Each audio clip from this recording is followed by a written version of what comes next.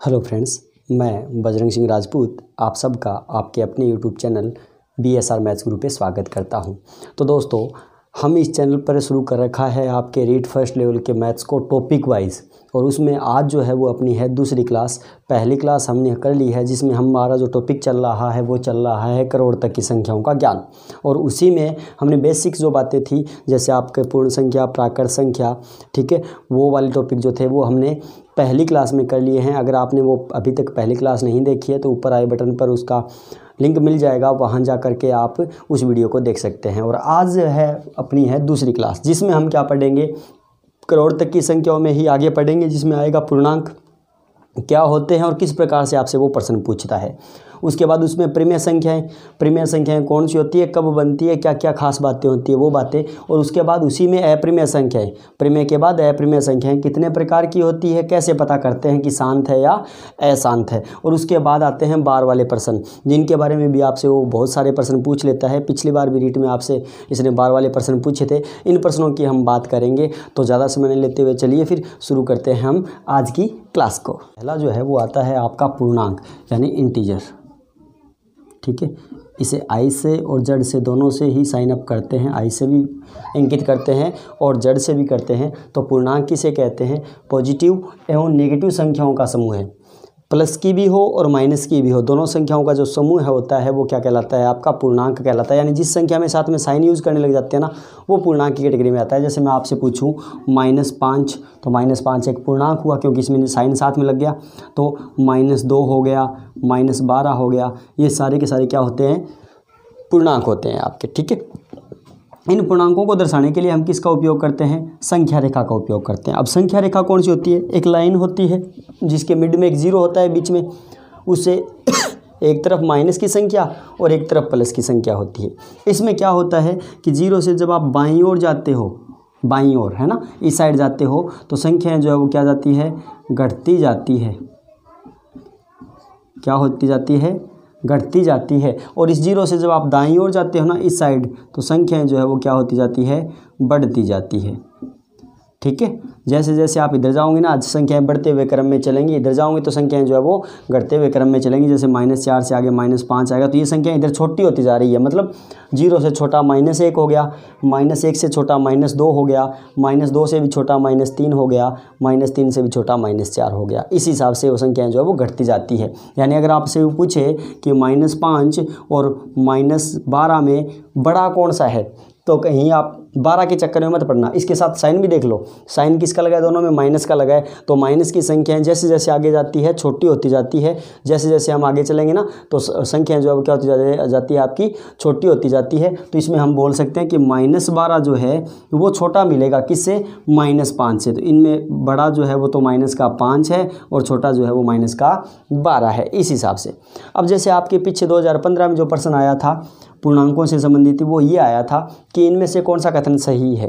4 कथन है, एक कथन सही है, बाकी एक गलत है। कौन सा सही है वो आपसे पूछा था। -16 बड़ा है -5 से, ये भी माइनस ये भी माइनस, तो ये तो -16 है। आपको पता है आगे जाने पे आएगा और ये -5 यहीं पे आ गया, मतलब आगे जाएंगे तो छोटी होती जाएगी। तो -16 बड़ा नहीं हो सकता -5 से, ये क्या है, छोटा है। तो ये कथन क्या है, सही है, नहीं ये तो गलत है। आगे चलें, -16 बड़ा है -20 से।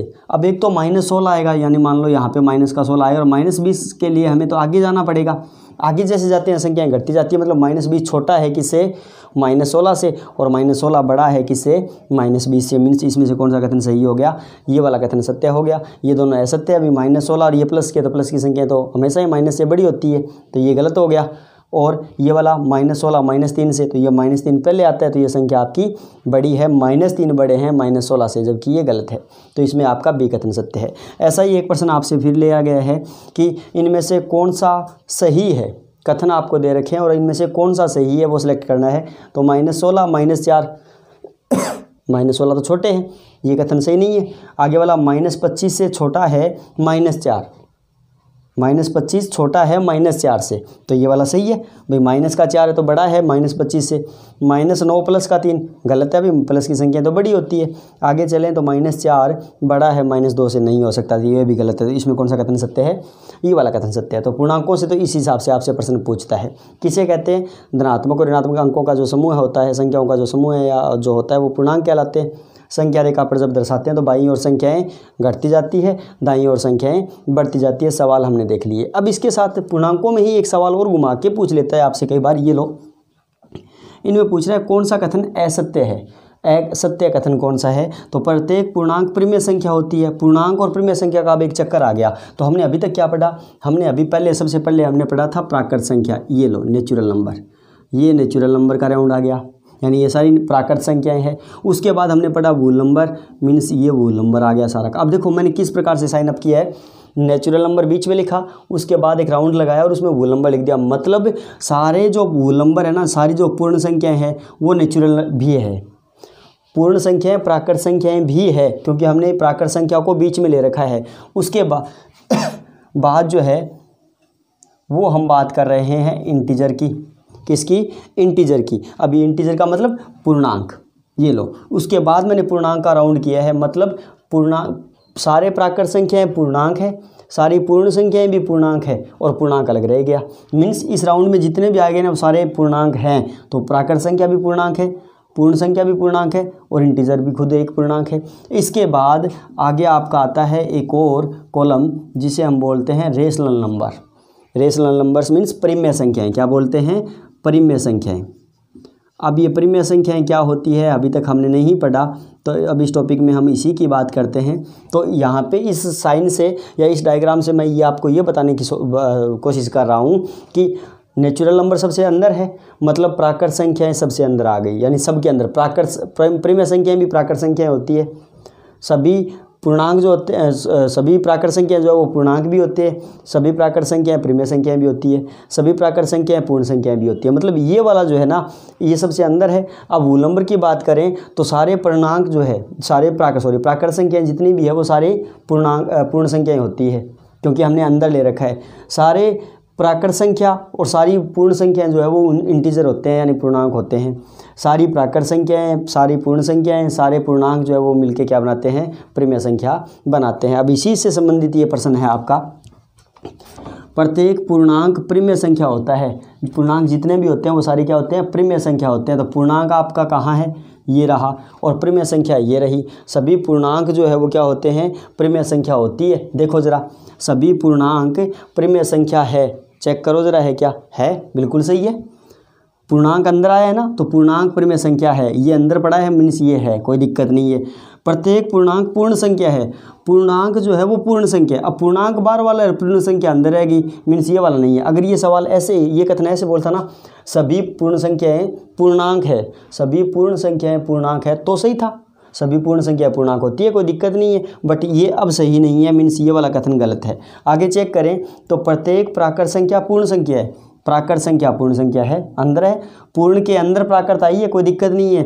पूर्णांक के अंदर प्राकृत संख्या भी है और पूर्ण संख्या भी है। परिमेय संख्या में पूर्णांक भी है, प्राकृत संख्या भी है और पूर्ण संख्या भी है। तीनों को मिला देंगे परिमेय संख्या बन जाएगी। इन दोनों को मिलाएंगे तो पूर्णांक भी बनेंगे, इसको अकेले को मिलाएंगे तो पूर्ण संख्या भी बनेगी, और ये प्राकृत संख्या अकेली है ही अपने आप में। आगे देखें, सभी असत्य है, सभी तो असत्य नहीं है। इसमें पहला और तीसरा सही है, तो इसमें असत्य कथन कौन सा हो जाएगा? बी हो जाएगा। अब हमारे पास एक नया और आ गया जिसे हम बोल रहे हैं परिमेय संख्या। तो चलिए फिर बात कर लेते हैं किसके बारे में? अपने इस टॉपिक जिसका नाम है परिमेय संख्या के बारे में। अब हम बात कर रहे हैं परिमेय संख्याओं की। परिमेय संख्या किसे कहते हैं? परिमेय संख्या यानी रेशनल नंबर। परिभाषा की अगर हम बात करें तो परिभाषा उसकी क्या कहती है? जिन्हें हम P/Q के रूप में लिख सके। P/Q यानी ऊपर P और नीचे Q के रूप में लिख सके, और Q नॉट इक्वल 0, Q का मान 0 नहीं होना चाहिए, वो आपकी परिमेय संख्याएँ होती है। अब यहाँ पर दो बात है कि P/Q। अब P/Q की बात करें तो P और Q क्या है? P और Q आपके पूर्णांक होने चाहिए। पूर्णांक अगर है P/Q के फॉर्म में है, मतलब ऊपर नीचे, यानी ऊपर वाला ऊपर, ये लाइन हो गई, ऊपर वाले को हम अंश बोलते हैं और नीचे जो होता है उसे हम हर बोलते हैं। ठीक है, ऐसे कोई दो पूर्णांक जिन्हें अंश और हर के रूप में लिखा जा सके, बट हर का मान यानी क्यू का मान जो है वो 0 नहीं होना चाहिए, हर जो है वो 0 नहीं होना चाहिए। लाइक हमने बोल दिया -5/2 परिमेय संख्या है, पूर्णांक आए हैं 3/4 परिमेय संख्या है, मैंने सिंगल 5 बोल दिया तो ये भी परिमेय संख्या है। अब बात आई ये कैसे हुई जी, ये इसलिए हुई दोस्तों क्योंकि इसके बटा कुछ नहीं है तो हम 1 बिठा सकते हैं। तो 5/1 कोई संख्या के जब बटा में कुछ नहीं होता तो वहाँ पे हम 1 बिठा सकते हैं, कोई बड़ी बात नहीं है और कोई फ़र्क भी नहीं पड़ता। तो वो आपकी P/Q 5 था तो 5/1 बिठा दिया। अब Q का मान 0 नहीं है, 1 है, मीन्स वो आपकी परिमेय संख्या है। अगर मैं बोलूँ कि चलो ठीक है जी, मान ली बात, अगर 0 आ जाए तो क्या होता है, 0 आ भी जाए तो क्या होता है, परिमेय संख्या नहीं होती तो कोई क्या दिक्कत है, तो क्या होती है। तो वो बताने से पहले मैं आपको एक बात बताऊं कि अगर मान लो नीचे 0 नहीं होना चाहिए तो क्या ये परिमेय संख्या है, क्या ये परिमेय संख्या है? बिल्कुल है, ये तो परिमेय संख्या है क्योंकि हर 0 नहीं होना चाहिए, अंश तो 0 हो। अंश का हमें क्या है, अंश जाए बाहर में, हमें अंश का कोई मतलब नहीं है, हमें हर का मान चाहिए। तो हर बटा 5 पड़ा है, 0 नहीं है ना, तो मतलब हर 0 नहीं है, मतलब ये परिमेय संख्या है। पर इसको अगर हम सोल्व करें तो इसका मान आता है 0 और बटा कुछ नहीं बचा क्योंकि ये 0 को किसी भी संख्या से भाग दो 0 मिलता है, तो बटा कुछ नहीं है तो हम 1 बिठा सकते हैं। अब 1 बिठाया तो 0 के बटा 1 आ गया, मीन्स P/Q की फॉर्म आ गई, और जब P/Q की फॉर्म है तो वो आपकी एक परिमेय संख्या बनेगी। मतलब यहाँ से हमने एक अच्छी सी बात ये पढ़ ली कि 0 एक परिमेय संख्या है। याद रखो 0 एक परिमेय संख्या है, 0 जो है वो आपका एक परिमेय संख्या है, ये बात आपको याद रखनी है। ठीक है, चलिए आगे हम बात करें आपकी अपरिमेय संख्याओं की। तो अपरिमेय संख्याएं क्या कहती है, अपरिमेय संख्याएं कहती है जिन्हें हम P/Q के रूप में न लिख सकें, P/Q के रूप में न लिख सकें। अब जैसे मैंने आपको बोला 22/7, ये संख्या आपको काफ़ी जानी पहचानी मिल जाएगी क्योंकि ये 22/7 जो है वो पाई का मान होता है। ठीक है, पाई क्या होता है, ग्रीक भाषा का एक लेटर पिक किया गया है जिसे हम पाई बोलते हैं, ये साइन होता है पाई का, ये लो। और जब क्षेत्रमिति में हम गणना करते हैं तो पाई का मान हम कितना बिठाते हैं, 22/7 बिठाते हैं। ठीक है, चलो 22/7 अंश और हर में पड़ा है, हर का मान 0 नहीं है, मतलब 22/7 जो है वो क्या है, परिमेय संख्या है। चलो ठीक है, और जिसे हम P/Q के रूप में नहीं लिख सकते उसका क्या होगा फिर, अब उसका क्या होगा, उसे हम किस कैटेगरी में लेके आते हैं, उसे हम अपरिमेय संख्याओं के रूप में लेके आते हैं। जैसे उदाहरण की बात करें तो उदाहरण पाई आ गया। अब अभी हमने बोला कि जी पाई का मान तो 22/7 होता है ना, तो 22/7 तो परिमेय संख्या है, इसका मतलब पाई भी परिमेय संख्या है? नहीं, पाई का मान 22/7 होता है, बात सही है, 22/7 आपकी परिमेय संख्या है, मानते हैं इस बात को, लेकिन पाई जो है वो एक अपरिमेय संख्या है। अब बात आई कि ये क्या चक्कर हुआ, पाई अपरिमेय है, 22/7 परिमेय है, जबकि पाई का ही मान तो 22/7 है।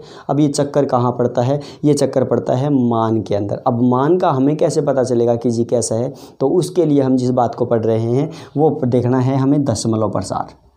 ये समझते ही आपको पता लगने लग जाएगा कि कौन सी परिमेय है और कौन सी अपरिमेय संख्या है। ठीक है, अब दशमलव प्रसार, दशमलव का मतलब क्या हुआ, जैसे मान लो मैंने दशमलव कोई संख्या में जब हम भाग देते हैं, जैसे मैंने 3 में 2 का भाग दिया और आपको पता है 3 में 2 का भाग पूरा नहीं जाता, तो उसका मान जो है वो किस में आएगा, दशमलव में आएगा, और मान कितना आ गया, 1.5 आ गया। ये होता है दशमलव। कब लगता है, जब कोई संख्या में किसी संख्या का भाग देना हो और भाग पूरा नहीं जाता। अब भिन्न जब हम लिखते हैं ना, जैसे 22/7 लिखा है, 22/7 लिखा हमने, तो इसका मतलब क्या हुआ, ये अंश है, ये हर है, और इसको हम अनुपात भी बोलते हैं, इसको हम इस तरह से अनुपात में भी लिखते हैं, तो 22/7 का 22:7 भी बोल सकते हो आप, कोई दिक्कत नहीं है। तो दशमलव प्रसार, जब हम कोई संख्या में भाग देते हैं तो कई संख्याओं में तो नीचे वाली संख्या का भाग पूरा चला जाता है, और कईयों में भाग पूरा नहीं जाता, तब हमें क्या लगाना पड़ता है, तब हमें दशमलव लगाना पड़ता है, तो वो होता है दशमलव। अब दशमलव प्रसार कि जी हम जब कई संख्या में भाग देते हैं, पहले तो भाग पूरा नहीं जा रहा था, बट जैसे ही हमने दशमलव लगाया तो भाग पूरा चला गया। जैसे 3/2 में भाग दिया तो 1.5 आ गया पूरा। क्लियर है? जब दशमलव लगने के बाद भाग पूरा चला जाए तो उस दशमलव को हम क्या बोलते हैं, उस दशमलव को हम बोलते हैं शांत। क्या बोलते हैं, शांत दशमलव। और शांत दशमलव जो होता है वो हमेशा ही क्या बनता है, परिमेय संख्या बनता है, याद रख लो।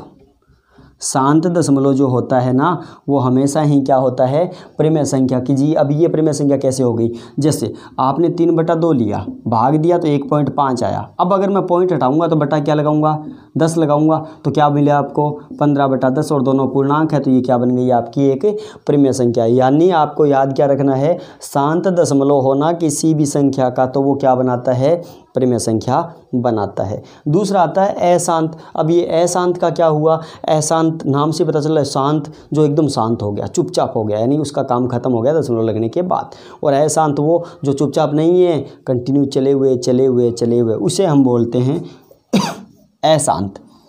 अशांत। अब अशांत का हमें क्या पता चलेगा कि जी ये अशांत हुआ या अशांत नहीं हुआ। लाइक मैंने बोल दिया कि 5 है, 5 में आपको 3 का भाग देना है, तो आपने भाग देखा कि पूरा तो नहीं जा रहा, कोई बात नहीं, दशमलव में निकाल लेते हैं। दशमलव में भाग देना शुरू किया तो एक बार चला गया, 2 बच गया, दशमलव लगा दिया, 20 हो गए, 6 हो गया, 2 बच गया, फिर 20 हो गए, 6, फिर 6, फिर 6, फिर 6, फिर 6, फिर 6, फिर 6, 6 6 6 6 चलता जा रहा है, रुक ही नहीं रहा। यानी ये कौन सा है, ये होता है अशांत दशमलव।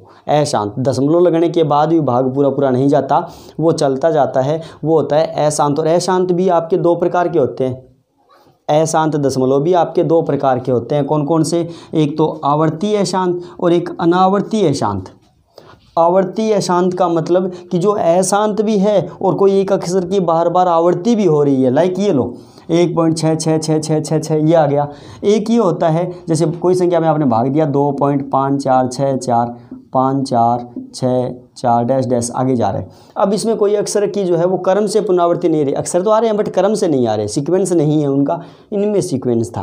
तो जो दशमलव लगने के बाद एक समान संख्याओं की ही या समान अंकों की ही या बार आवृत्ति हो तो उसे बोलते हैं आवर्ती अशांत। यानी कोई चीज़ की बार पुनरावृत्ति हो रही है कोई अक्षर की, तो उसे तो हम क्या बोलेंगे, आवर्ती अशांत। और जिसमें कोई अक्षर की पुनरावृत्ति भी नहीं हो रही और दशमलव जो है वो भी नहीं टिक रहा, वो भी जा रहा है, उसे हम क्या बोलते हैं, उसे हम बोलते हैं अनावर्ती अशांत।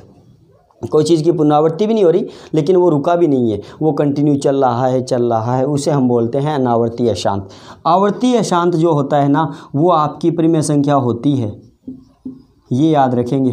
आवर्ती अशांत जो होता है वो परिमेय संख्या बनती है। कैसे बनती है इसके नेक्स्ट टॉपिक में पढ़ेंगे, जिसमें हम आपको पता है कोई अक्षर जब बार आता है ना, लाइक ये अभी हमने देखा कि 1.6666 लगातार आ रहा है, तो इसे हम 1.6 की बार पुट करते हैं, 1.6 की बार, यानी जब ये अक्षर जो है वो बार आ रहा है तो उस पर हम लगा देते हैं बार। और इन बार वाले सवालों को हम कैसे हल करते हैं और किस प्रकार से आपसे एग्जाम में पूछता है उसके बारे में भी हम बात करेंगे, लेकिन पहले इसकी बात कर लेते हैं। तो जिस कोई अक्षर की बार आवर्ती हो रही है और दशमलव भी अशांत है तो वो आपका क्या होगा, वो आवर्ती अशांत होगा। और आवर्ती अशांत जो है वो परिमेय संख्या बनती है, लेकिन अनावर्ती अशांत जो होती है वो आपकी क्या होती है, अपरिमेय संख्या होती है।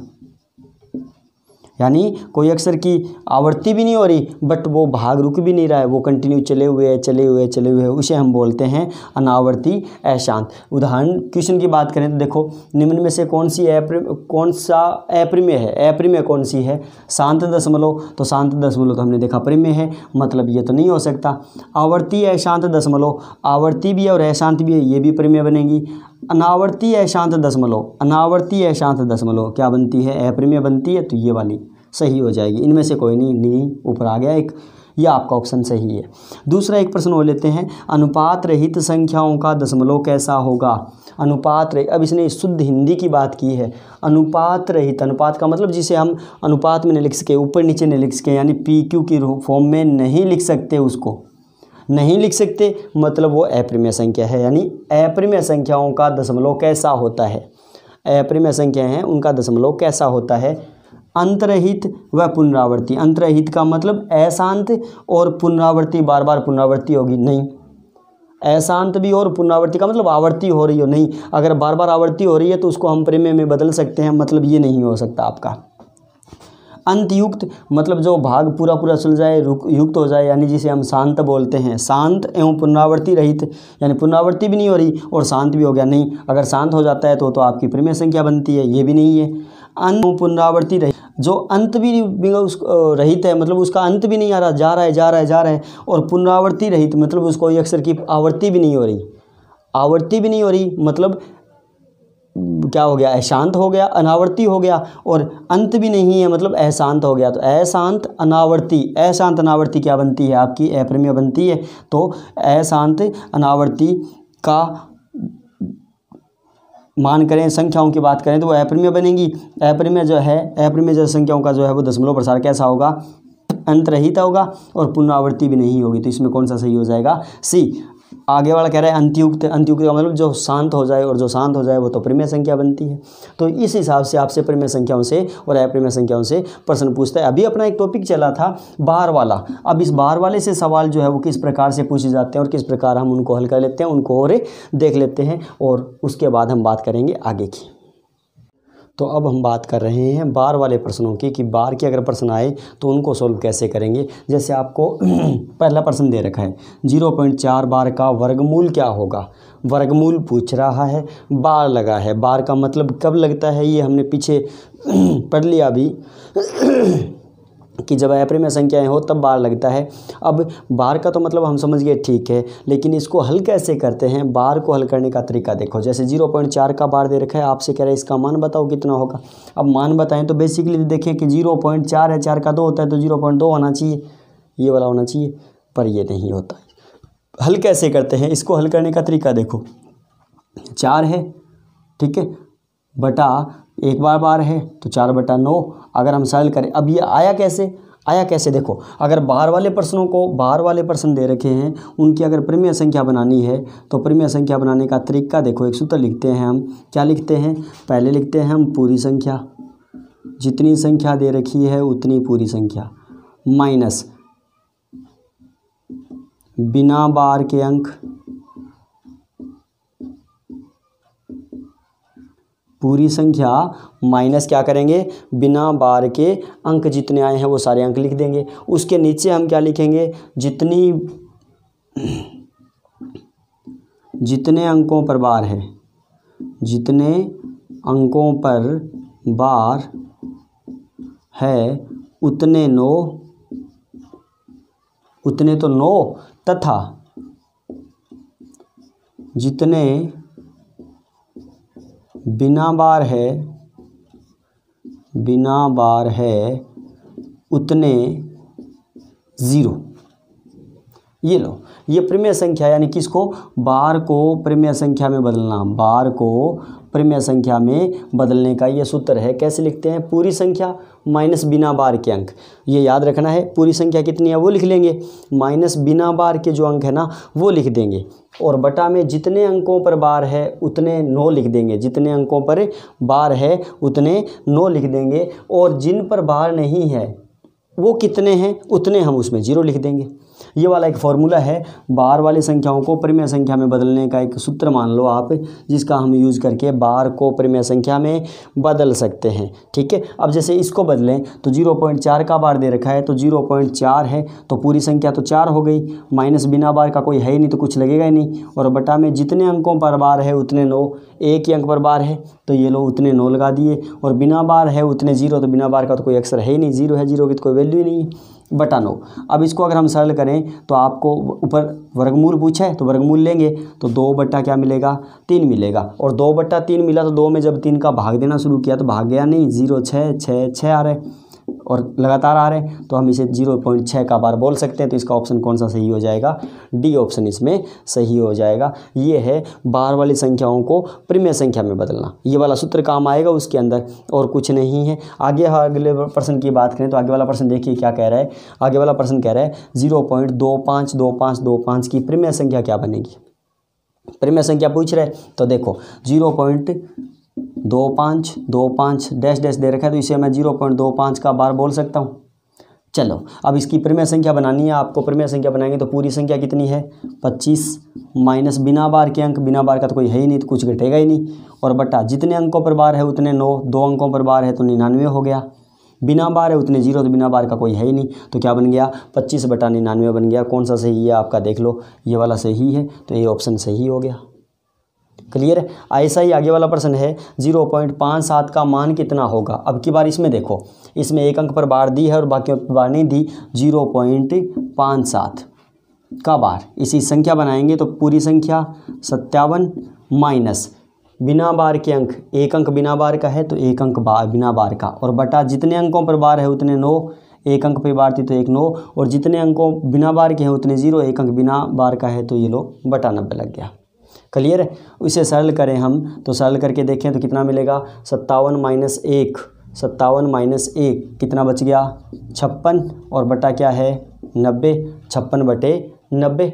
अब 56/90 जो है वो कट रहा है, किससे कट रहा है, 28 बटा क्या आ गया 45। तो कौन सा ऑप्शन सही हो गया, 28 बटा 45। कौन सा इसमें ऑप्शन है, बटा 45 ये रहा, 28 था ये, 27 नहीं था, 28 बटा 45। तो इसका कौन सा ऑप्शन सही हो गया, डी ऑप्शन सही हो गया। इसी हिसाब से ये प्रश्न है जो क्या कह रहा है, जो कह रहा है 0.375 का मान क्या होगा, 0.375 का मान क्या होगा। तो वही बात प्रिमेय संख्या पूछ रहा है, प्रिमेय संख्या क्या बनेगी, तो पहले हम प्रिमेय संख्या में बदलेंगे। तो कैसे करेंगे, पूरी संख्या कितनी है 375 माइनस क्या करेंगे, बिना बार के अंक, बिना बार के तो 2 अंक है तो ये लो 2 घटा दिया, और बटा की अगर हम बात करें तो क्या जितने अंकों पर बार है उतने 0, 9 ये लो 9, और बिना बार के हैं उतने 0 ये लो 900।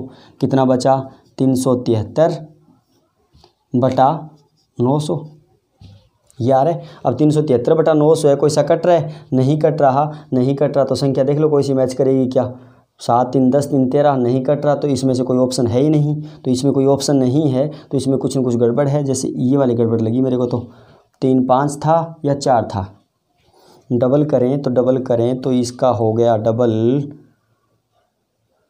2 2 4 6 2 12 और 1 3 324। ये संख्या यहाँ पे आ गई थोड़ी सी गड़बड़, इस संख्या में करेक्शन था। तो इसका ऑप्शन कौन सा है, 373 बटा 900 हो जाएगा। इसमें ऑप्शन दिया नहीं है तो एक ऑप्शन लिख लो, इसमें क्या दिक्कत है, तो ये लो 373 बटा 900 ये वाला है ना। आधा हो रहा है, कट नहीं रहा, 3 से कट रहा होता तो हम काट देते, अब कटा नहीं तो इसको इतना का इतना छोड़ देंगे, तो ये वाला ऑप्शन आपका सही हो जाएगा। ये है बार वाले प्रश्नों को हल कैसे किया जाएगा। अब अगर आपका मन है तो एक कमेंट में आप छोड़ सकते हैं मेरे को, सवाल है ये वाला कि प्रिमेय संख्या बताइए क्या होगी, कि प्रिमेय संख्या क्या होगी। इसकी प्रिमेय संख्या आपको बनानी है और आप इसका कमेंट छोड़ सकते हो और देख के बता सकते हो कितना आएगा, ठीक है। हाँ ये वाला है, सॉरी, बिना बार के अंक नहीं, बिना बार की संख्या, यहाँ पे गड़बड़ कर दी हमने, बिना बार की अंक नहीं, संख्या कितनी है 37, ये वाली 37, ठीक है। अब घटा लो, अपना परफेक्ट आ जाएगा। घटाएंगे तो 15 में से 7 गए, 8 बच गए, ये लो 8 बच गया। उसके बाद 6 में से 3 गए, 3 बच गए, और 3 का 3। अब कट रहा है, किससे कटेगा, 2 से कट रहा है, 2 1 2, 2 6 12, 2 9 18 और बटा 450। ये लो कौन सा ऑप्शन सही हो गया, बी वाला ऑप्शन सही होगा। ये वाली यहाँ पे गड़बड़ कर ली थी हमने, थोड़ी सी ये गलती। तो ये था आज की क्लास में, बस इतना ही। इसके बाद हम आगे और पढ़ेंगे। आशा करता हूँ आज की वीडियो आपको पसंद आई है। अगर वीडियो पसंद आई है तो प्लीज़ वीडियो को लाइक ज़रूर कर दीजिए। अगर चैनल सब्सक्राइब नहीं किया हुआ तो चैनल का भी सब्सक्रिप्शन ले ही लीजिए, क्योंकि आपका सब्सक्रिप्शन मैटर करता है, मायने रखता है। तो इसी के करोड़ तक की संख्या में आगे भी अपने टॉपिक और बच गए हैं, उनको हम पढ़ेंगे नेक्स्ट क्लास में। तब तक के लिए सभी को गुड डे।